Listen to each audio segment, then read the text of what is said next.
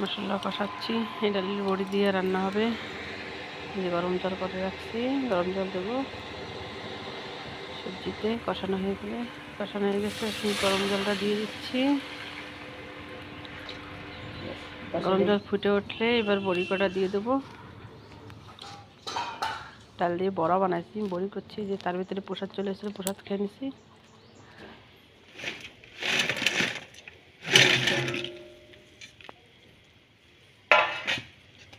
ফুটের উপরে ডালের বড়ি দেওয়ার পরে ডালের বড়া বড়ি করছি বারবার। ডালের বড়া করবো, গরম মশলা দিয়ে সবজি এখন নামাই নেবো। গরম মশলা দিয়ে প্যাকেট দিয়ে ঢালতে ছিল না, একটু রাখবো না, প্যাকেটে সব দিয়ে দেবো। সবজি হয়ে গেছে,